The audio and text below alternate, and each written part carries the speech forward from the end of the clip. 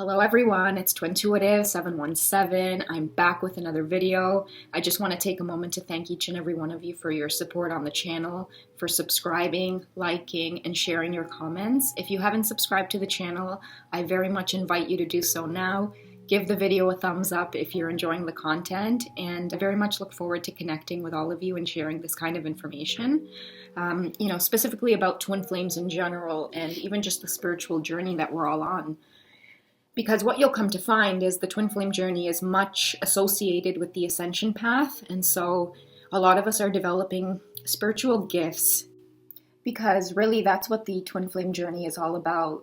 It's finding fulfillment and self-love within ourselves so that we can push that energy outwards to other people and help other people awaken to their life purpose and their spiritual gifts as well.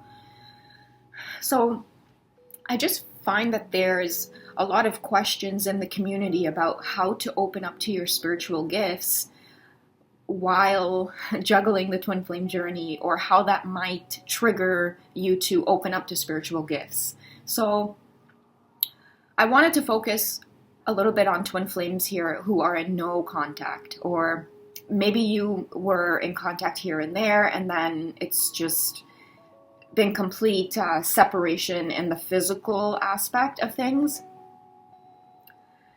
I feel that occurs so that, like I mentioned in the last video, the universe pushes us to connect with ourselves. And when the person is separate from us, you'll notice that's when a lot of those, dark night of the soul, tower moments, things like that, it ends up happening. You really go into a deep place of reflecting, and you go to that place of reflecting because of the pain. Many of us end up in tears over not being in contact with our counterparts, and that pushes us to ask ourselves why. And this is part of the process of opening up to our spiritual gifts.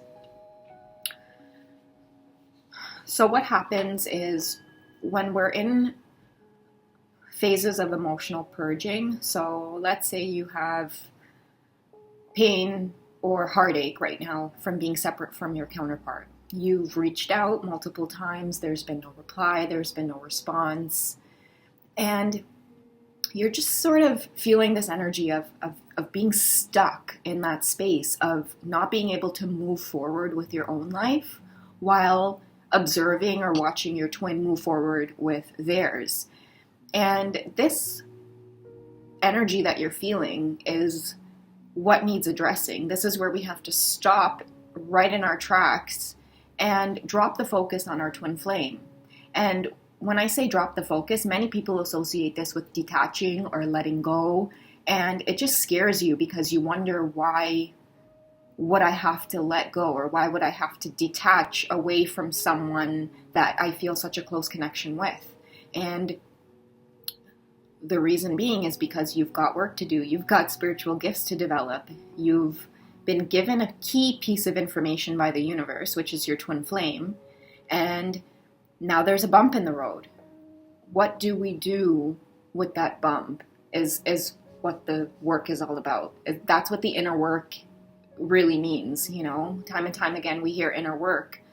Well, that's really what the inner work is all about. It's facing those moments of being slapped with rejection by someone who you have an intense connection with, who in this time right now seems as though they don't feel the same. And you feel a little betrayed by the universe somehow, because the signs are there.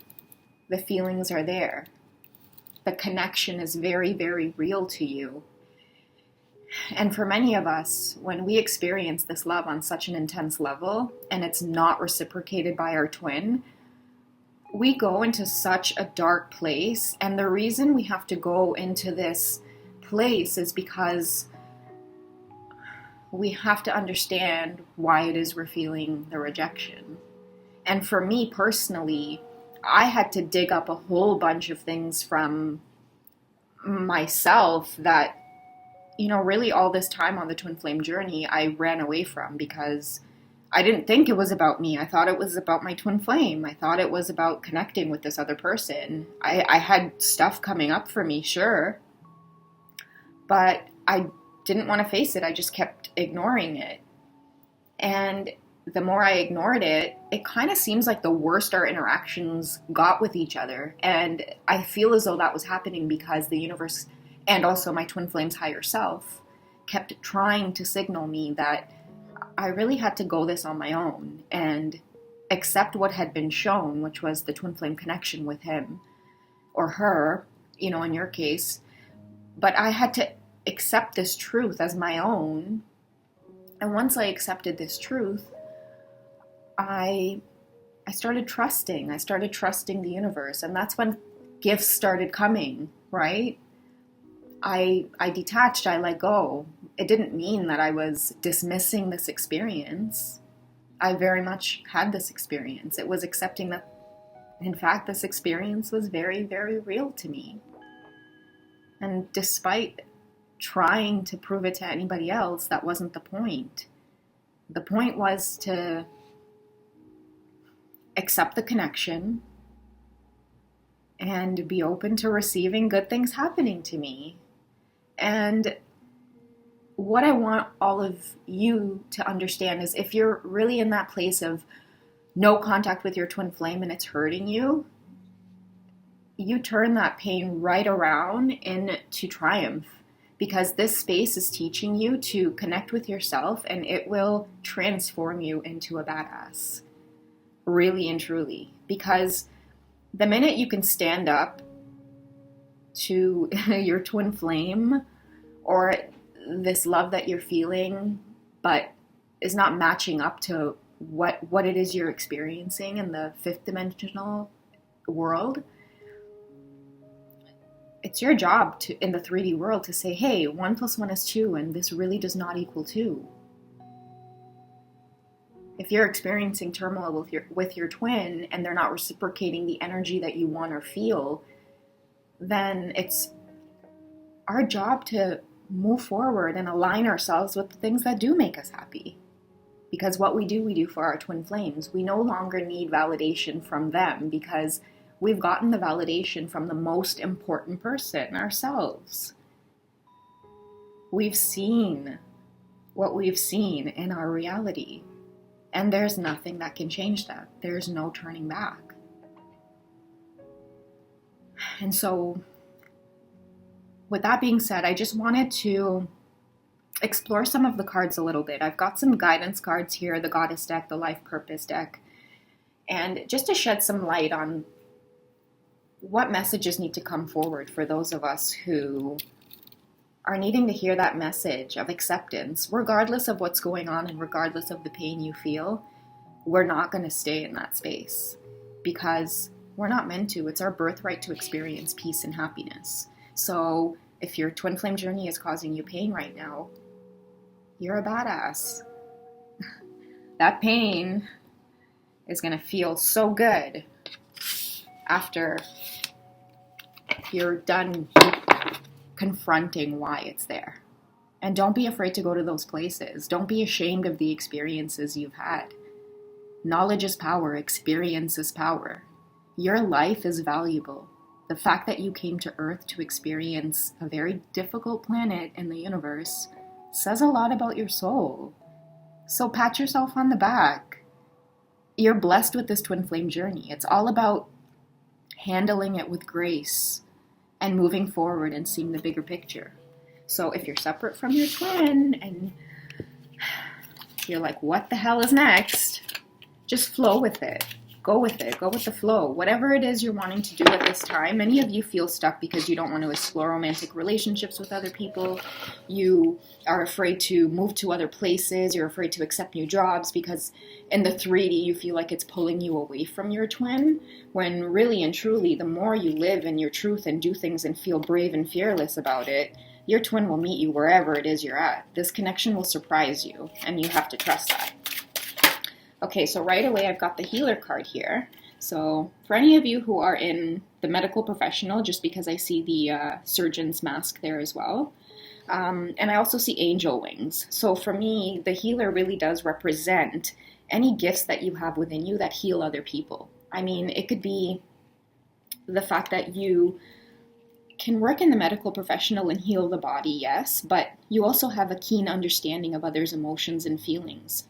What I'm sensing is a lot of you have energy in your hands and you already use it. So let's say, for example, some of you might have like a stomach ache. There's many of you listening right now who can simply just put your hands on your stomach and think of it just feeling better, and it will. And you just kind of brush it off your shoulders as though it's something that you kind of do that would sound crazy to other people if you told them, but that's pretty much what Reiki is.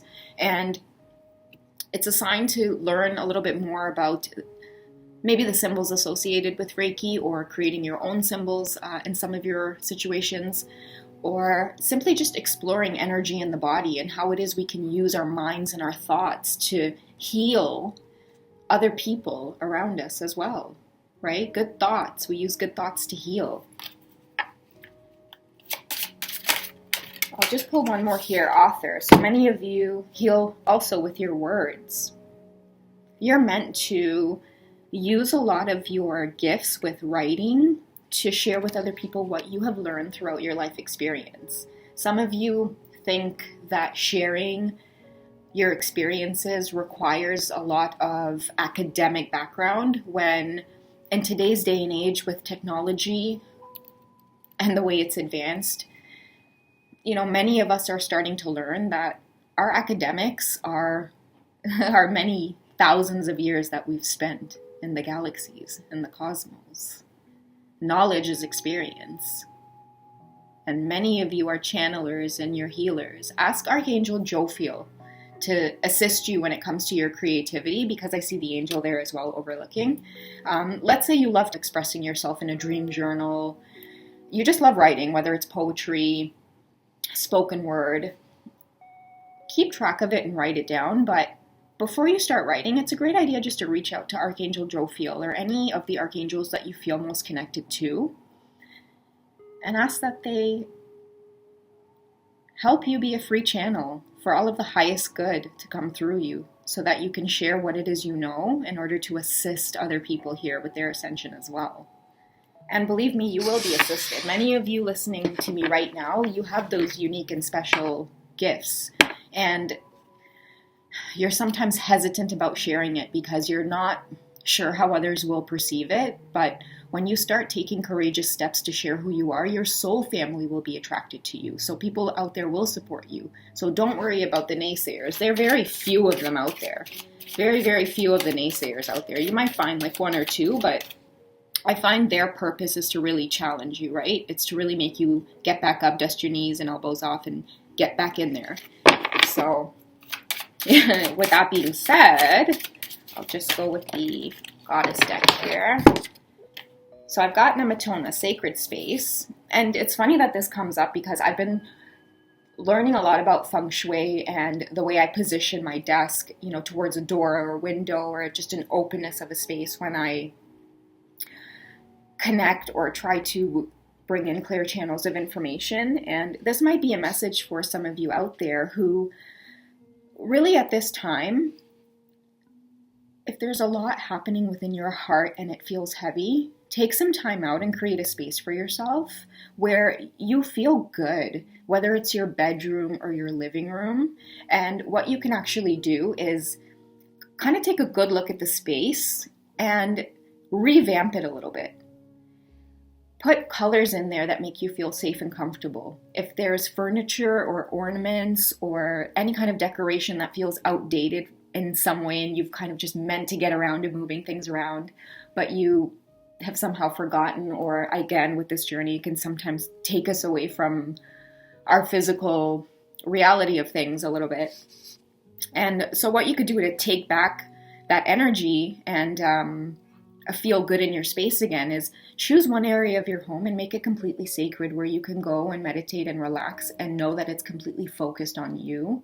You can light candles, you can put an essential oil diffuser, and if you are using essential oils, just make sure that it's 100% organic and not synthetic, because I know that there's chemical in that. You want to make sure that the essential oils are genuine.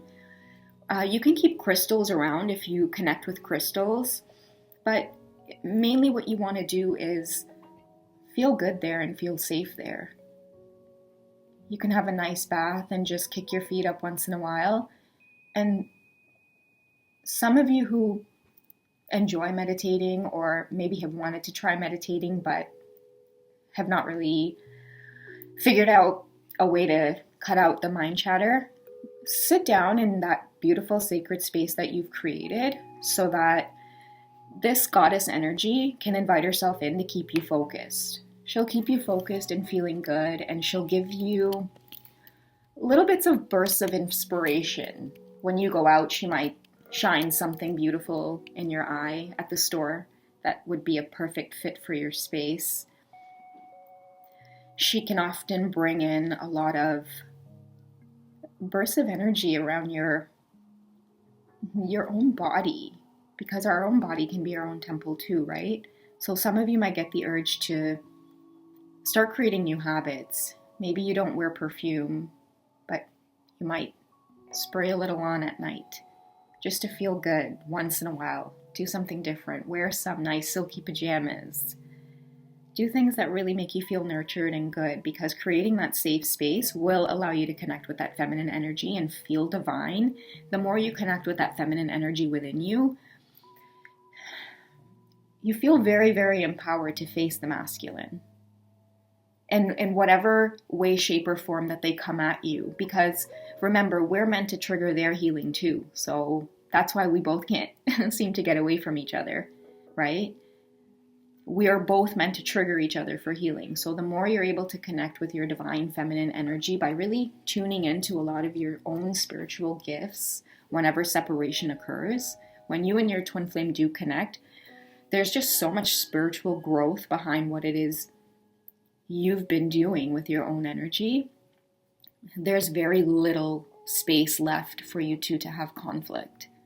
So that's why the space is important, and that's why many of us readers can touch bases on your spiritual gifts that are developing. And the more you tune into that, and the more you tune into self-love to attract these types of energies towards you, that's when you'll find that sort of harmonious interaction with your twin flame, because that third energy again is created. I had mentioned that in one of my videos.